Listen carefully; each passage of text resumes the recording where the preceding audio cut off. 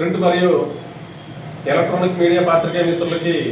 నా హృదయపూర్వకమైనటువంటి నమస్కారాలు తెలియపరుస్తూ ఉన్నాను. నా పేరు మేదునూరు వీరరాజు మాదిగ. నేను రాష్ట్ర తెలుగుదేశం పార్టీ హెచ్ఆర్డి మెంబర్గా పనిచేస్తూ ఉన్నాను. ఈరోజు కొత్తపేట నియోజకవర్గం రావులపాలెం మండలంలో నియోజకవర్గ తెలుగుదేశం పార్టీ కార్యాలయమైనటువంటి రావులపాలెం మండల తెలుగుదేశం పార్టీ ఎస్ఎస్ఎల్ అధ్యక్షులు తమ్ముడు యార్లగడ్డ మమ్మూ గారి ఆధ్వర్యంలో కూటమి నాయకులైనటువంటి తమ్ముడు యార్లగడ్డ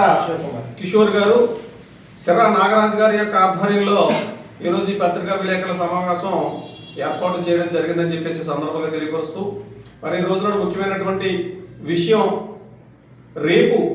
అనగా 11/12/2025 తేదీన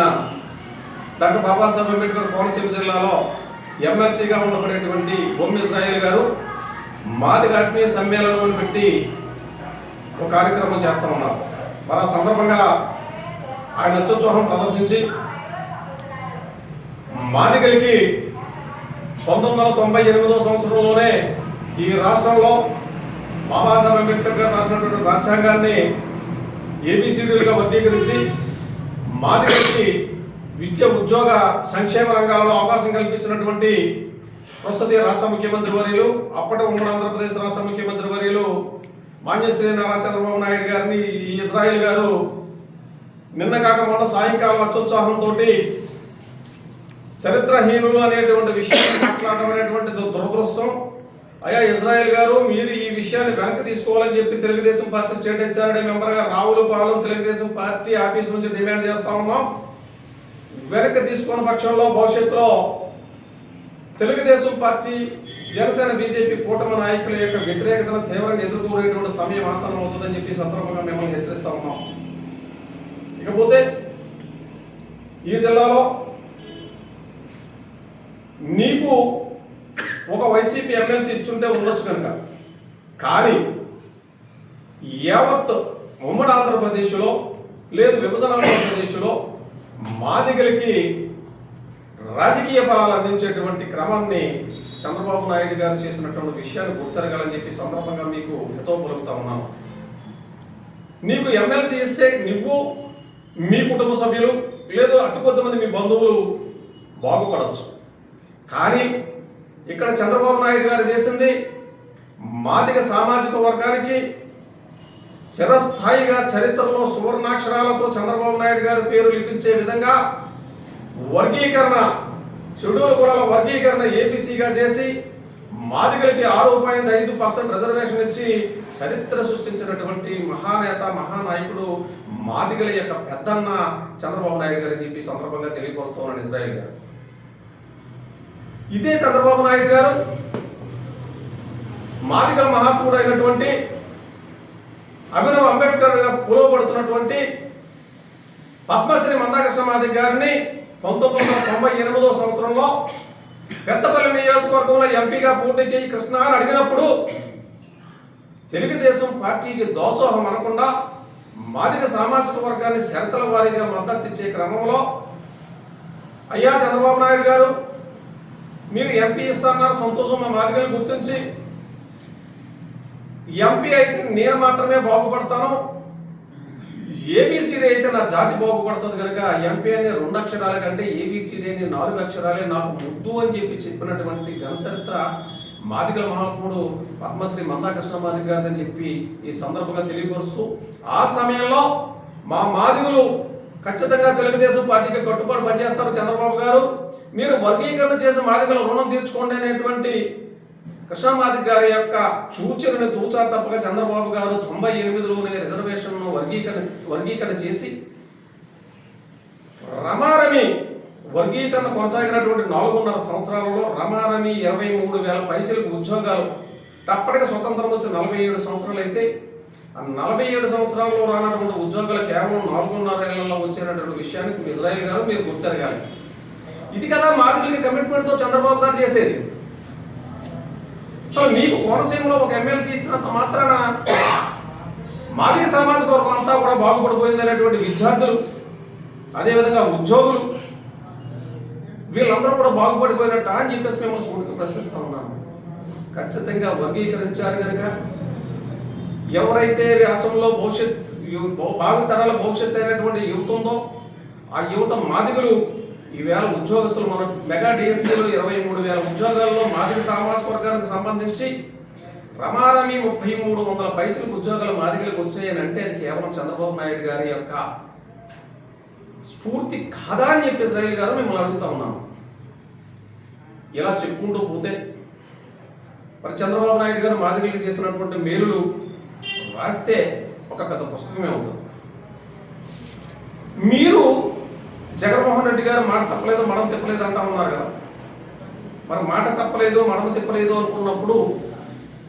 గతంలో 2013 సంవత్సరంలో కేంద్రానికి లేఖ రాసి ఎంపీగా ఉన్న సమయంలో కేంద్రానికి లేఖ రాసి వర్గీకరణ చేయండి అని చెప్పేసి ప్రధానమంత్రి మన్మోహన్ సింగ్ గారిని అడిగినటువంటి జగన్మోహన్ రెడ్డి ఆంధ్రప్రదేశ్ విడిపోయిన తర్వాత వైఎస్ఆర్సీపీ పెట్టిన తర్వాత ప్లేనరీలో కూడా వర్గీకరణ చేయాలని చెప్పి తీర్మానం చేసినటువంటి జగన్మోహన్ రెడ్డి అధికారంలోకి వచ్చిన తర్వాత ఎందుకు వర్గీకరణ కోసం మాట్లాడలేదు అని చెప్పి సందర్భంగా మేము సూటిగా ప్రశ్నిస్తూ మీరు 2023లో శాసనమండలికి వెళ్ళారు, ఎప్పుడైనా మీరు వర్గీకరణ కోసం మీ అధినాయకుడితో కానీ లేదు మీ శాసనసభ్యులతో కానీ అప్పట్లో కొనసాగి మీ మంత్రులతో కానీ ఒక్క మాట మాట్లాడించగలిగేది ఇజ్రాయిల్ గారు అని అడుగుతా ఉన్నాను. ఈరోజు కూటమి పార్టీలలో 13 మంది ఎమ్మెల్యేలు, ఒక ఎంపీ, వీళ్ళందరూ కూడా సహచర శాసనసభ్యుల్ని సోదర సామాజిక వర్గాలకు సంబంధించిన శాసనసభ్యుల్ని సమన్వయపరుచుకుంటూ కూటమిలో ఉన్నటువంటి 164 మంది శాసనసభ్యుల్ని గుప్పించి చంద్రబాబు నాయుడు గారిని మెప్పించి వర్గీకరణ చేసి చట్టబద్ధత కల్పించి వాళ్ళ జీవో తీసుకొచ్చి మాదిగ సామాజిక వర్గ ఉన్నతికి దోహదపడుతూ ఉంటే మీరు కేవలము తప్పించుకు తిరిగారు. మాదిగల కోసం వర్గీకరణ కోసం మాట్లాడితే మా సోదర సామాజిక వర్గం ఎక్కడ దూరం అయిపోతున్నట్టు భయం చెప్పిన మీ ఏదైతే మాట్లాడాడు నిండు శాసనసభలో జరగనటువంటి వర్గీకరణకి చంద్రబాబు నాయుడు పొలాల మధ్యలో చిచ్చుపెట్టారు అని. మరి ఈవేళ వర్గీకరణ జరిగింది. చంద్రబాబు నాయుడు గారు కృష్ణమాది గారి సారథ్యంలో, పద్మశ్రీ కృష్ణమాది గారి సారథ్యంలో సుప్రీంకోర్టు రాజ్యాంగ ధర్మాసనం యొక్క ఆధ్వర్యంలో వర్గీకరణ జరిగింది. మరి ఇప్పుడేమంటారు జగన్మోహన్ రెడ్డి గారు అని చెప్పేసి ఈ సందర్భంగా ఇజ్రాయిల్ గారు మిమ్మల్ని ప్రశ్నిస్తూ మీరు చేసేటువంటి వనభోజన కార్యక్రమం వైసీపీ వనభోజన కార్యక్రమంగా మేము అభివర్ణిస్తూ విజ్ఞులైనటువంటి తెలుగుదేశం పార్టీ కుటుంబ సభ్యులారా, నాయకులారా, మనకింతటి మహత్తరమైనటువంటి భవిష్యత్తును అందించిన మన జాతి నేత ఎవరైతే ఉన్నారో మందకృష్ణమాది గారు, ఆయన ఆశయాలతోటి ఆయన ఆలోచనతోటి మాదిగ సామాజిక వర్గాన్ని మేలు చేసినటువంటి తెలుగుదేశం పార్టీని చంద్రబాబు నాయుడు గారిని విమర్శించేటువంటి ఒక మాదిగ వ్యతిరేక యొక్క ఈ కార్యక్రమానికి మీరు వెళ్తారా అని చెప్పేసి మిమ్మల్ని నేను అడుగుతూ తెలుగుదేశం పార్టీ కుటుంబ సభ్యుల్ని ఒక్కసారి మనందరం ఆత్మ పరిశీలన చేసుకుందాం. 2026 జనవరి 25వ తారీఖున మాదిగ మహాత్ముడు అభినవ్ అంబేద్కరుడు పద్మశ్రీ మందకృష్ణమాది గారు ఈ కోనసీమ నడిబొడ్డులో మాదిగ ఆత్మీయ సమ్మేళనం అనేటువంటి కార్యక్రమాన్ని స్వయంగా ఆయనే అంకురార్పణ చేసి కార్యరూపం దాల్చే విధంగా కార్యాచరణ చేస్తా ఉన్నారు. 2026 జనవరి 25వ తారీఖున మరొకసారి మాదిగ సామాజిక వర్గాలకు సంబంధించినటువంటి తెలుగుదేశం పార్టీలో ఉన్నటువంటి, జనసేనలో ఉన్నటువంటి, బీజేపీలో ఉన్నటువంటి కుటుంబ నాయకులారా, అదేవిధంగా కృష్ణమాది గారి సైన్యమైనటువంటి ఎంఆర్పిఎస్, ఎంఎస్పి, ఎంఈఎఫ్ తదితర ఆయన సైన్యం అంతా కలిసి మరి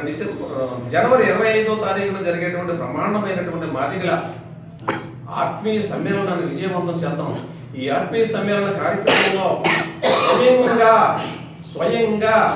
పద్మశ్రీ మందకృష్ణమాది గారే ఈ రోజున కూటమి పార్టీలలో ఎవరైతే మంత్రి గారు